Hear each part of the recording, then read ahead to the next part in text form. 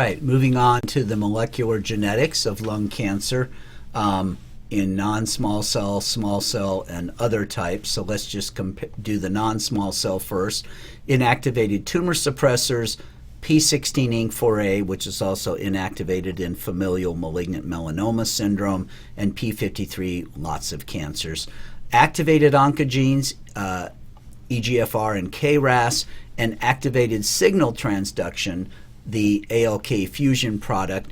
We now have targeted therapies for tumors with this mutation and this mutation. That's why I put those in red. Approved by the FDA, given only to those people who show this fusion gene of ALK and the EGFR activation. Small cell, P53 and RB mutated or inactivated tumor suppressors in 90% of cases. Loci mutated on chromosome 3 short arm, 100%. Activated oncogenes, all these. Small cell, as you can see, is a highly dysregulated molecular smorgasbord, if you will, a lot of molecular abnormalities, and a very aggressive tumor. All types of cancer, small and large, loss of 3P is observed in respiratory epithelium of smokers without lung cancer. So it's an early chromosomal abnormality, and in the benign epithelium of people with lung cancer, that is the normal non-neoplastic epithelium. So early change. Activated signal transduction molecules, AKT and PI3 kinase, both are in that phosphatidyl inositol kinase pathway. And we also know that some polymorphisms of the CYP1A1 or cytochrome P450 are associated with increased metabolism converting pro-carcinogens to active carcinogens, and those are associated with increased risk of lung cancer. So what are the therapeutic applications? Well, if you have an EGFR mutation, erlotinib, there it is, erlotinib is an EGFR tyrosine kinase inhibitor, and we've seen that there is increased survival in a placebo-controlled trial in patients with mutated tumors treated, and these were all stage 4 lesions. So it is worth testing for the EGFR mutation in people with advanced non-small cell lung cancer. The anaplastic lymphoma kinase gene rearrangement, which is the fusion gene that's created by a rearrangement that involves AOK, these people, if you test and you find that gene rearrangements with the new fusion gene, they get crizotinib, and the FDA approved that in people who have that gene rearrangement, which is only 5% of adeno. So 5% of about 40% is a relatively small number of people. There is actually a break-apart FISH test that finds this fusion gene, and interestingly, the FDA was so hot to get crizotinib on the market that it actually approved the lab test, when actually it isn't even authorized to approve lab tests, but it went ahead and did. I found that pretty strange for the FDA to take on a new job without consulting us laboratory specialists, but then again, they didn't ask us anyway. And this whole test was approved on the basis of a non-randomized phase 2 with a 57% response rate in 82 patients. So why such a loose approval? It's because these people were dying anyway. They're stage 4 non-small cell. So anything that might help them, there's always this flush of optimism because the disease is so awful without treatment. What do the precursor lesions look like? Well, first of all, almost 3/4 of them arise in the first, second, and third order central bronchi. Looking at squamous carcinomas development, we see that anybody who smokes gets a conversion from the pseudostratified columnar epithelium into a metaplastic squamous epithelium. This is almost a universal lesion in smokers. So here's our squamous metaplasia.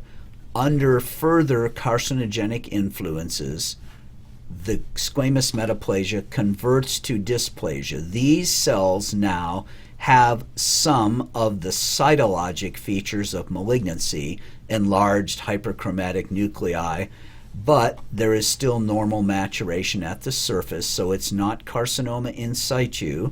It is squamous dysplasia, seen frequently in the bronchi of smokers. When these cytologically malignant cells fill up the entire thickness of the metaplastic squamous epithelium, we'll call it carcinoma in situ. And then, of course, which is not on the slide, once this breaks through the basement membrane, we have invasive squamous cell carcinoma. There are some precursor lesions for adenocarcinomas. Atypical adenomatous hyperplasia is known to be a precursor morphologic lesion of bronchoalveolar carcinoma. That's a mouthful, but remember, it's not bronchi-alveolar, it's bronchiolo. Terminal bronchioles and alveoli are the cells of origin for this tumor. So here's atypical adenomatous hyperplasia, uniform cuboidal cells proliferating along alveolar spaces with interstitial fibrosis. So here are the normal thin alveolar septae without a proliferation of epithelial cells, and here is this hyperplasia where the cells are bigger and darker, and they are increasing in number along these alveolar spaces.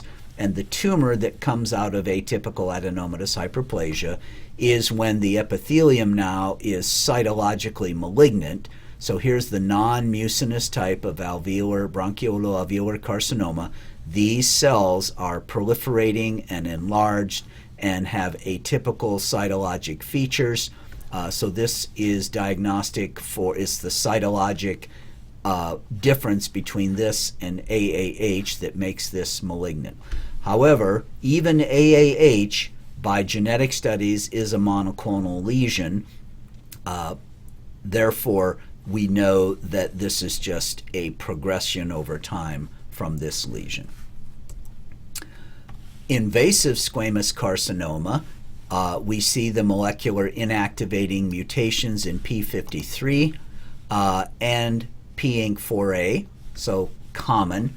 Here is the trachea, the mainstem bronchi, and right here you see a fungating tumor arising from the bronchial mucosal surface, breaking through the bronchial wall and invading the lung extensively here. So it rises from the mainstem. We know that squamous cell is usually central, spreads into the lungs and regional nodes slowly, and metastasizes late. So if you will, a slower growing non-small cell carcinoma of the lung. And here it is, bronchial columnar epithelium with squamous dysplastic epithelium that is now invading the subepithelial or submucosal tissues. So that's invasive squamous carcinoma. We do see some evidence of cytoplasmic keratinization here. Right here, these cells look like they're flattened with abundant eosinophilic, and right down here also. Adenocarcinoma, as the name implies, gland-forming epithelial malignant tumor. This thing's always in the wrong place for me. Here we go. Here's a subpleural adenocarcinoma, so here's the pleural surface. And when you see a solitary subpleural nodule, the differential is always, is this a primary lung cancer or a metastatic tumor? So fine needle aspiration is performed. It looks like an adenocarcinoma. Essentially, that brings a workup, a whole body workup. Is that a primary elsewhere, or is it primary in the lung? And if you find nothing anywhere except this lung lesion and the histology and immunomarkers are compatible, then it's considered to be primary lung cancer. Histopathologically, we see tubular or irregular gland formations lined by atypical enlarged columnar cells. Note that this glandular formation has a lot of fibrosis between, which means that this tumor is not just growing along alveolar walls, such as in bronchial-alveolar, it is destroying the alveolar structures of the lung by this fibrosing proliferative process. Here is a fine needle aspiration of a peripheral adenocarcinoma. So the radiologist guides a needle right into this, takes some cell samples, gives them to the pathologist. We put them on a slide and stain them up. And when we see pleomorphic and large nuclei, how do I know that they're large? Because here in the background you see some small lymphocytes and even a red cell here. So these are huge 40-50 micron nuclei with prominent nucleoli. This is diagnostic for a large cell carcinoma. So we like the peripheral lesions to use the fine needle aspirate. Central lesions near the bronchus, we can put a bronchoscope down here and grab beautiful biopsies of lesions arising in those first and second order bronchi. Here is a much larger peripheral adenocarcinoma, so you can have them central or peripheral. Do not get into the mindset that they have to be peripheral, but it is true that if you take all adenos and all squamous and small cells, the adenos will more often be peripheral and the squames and small cells more often central. If the pleura is invaded by malignant cells, that is, as in this case, these will exfoliate or drop off into the pleural space, and you'll have a malignant effusion, that is inflammation and fluid exudation into the pleural space containing malignant cells. Bronchioloalveolar type. First of all, let me do the histopath and then we'll talk about gross features.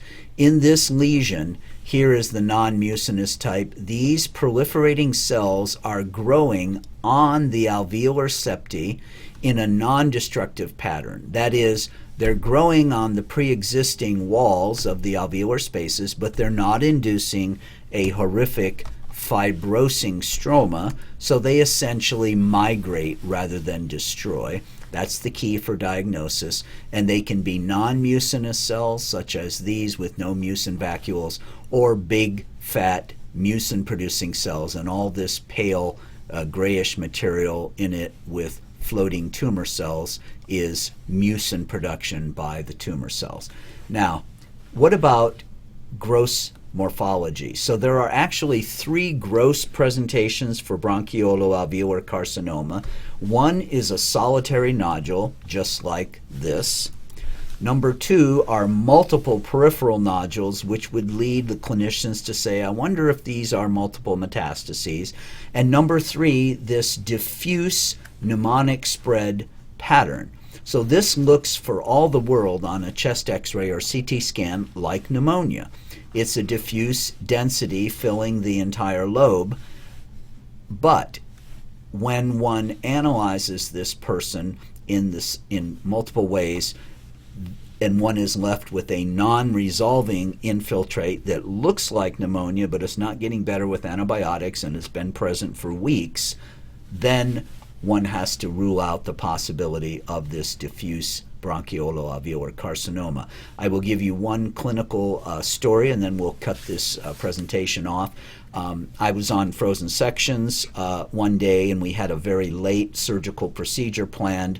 The pulmonologist who had referred the patient to the surgeon said, I've got this patient who has a diffuse pneumonic infiltrate and I've tried multiple antibiotics, broad spectrum, antifungals, etc. I can't get rid of the infiltrate, so we're going for open lung biopsy. And he said, this has got to be some weird infection, so I want you to get viral cultures, I want you to get mycoplasma cultures and mycoplasma antigen, I want you to look for parasites, blah, blah, blah. Had a long list of tests he wanted me to do with sterile material. So I made my list. I had all my materials ready so I wouldn't mess up this biopsy.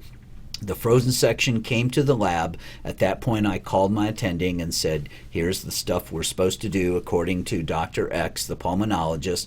And he said, cut the open lung biopsy, please. And so I opened it, and there was this pattern of grayish tan solidified tissue with a little bit of aerated, not the same color tissue. And he said, let's do a frozen section. I said, but wait a minute, I got to do all. He said, save the tissue for your other stuff. Let's do a frozen section. We put it under the microscope. It looked like this. He called the thoracic surgeon said, "This is cancer, bronchiolo alveolar type." I said, "Wow, didn't expect that," because that was the first case I had ever seen. Called up the pulmonologist, told him it was cancer and that we were canceling all the infectious tests, and he said, "Never thought of that." So this is a pattern that you need to be aware of in people who do not resolve pneumonia after appropriate treatment. And let's take a break.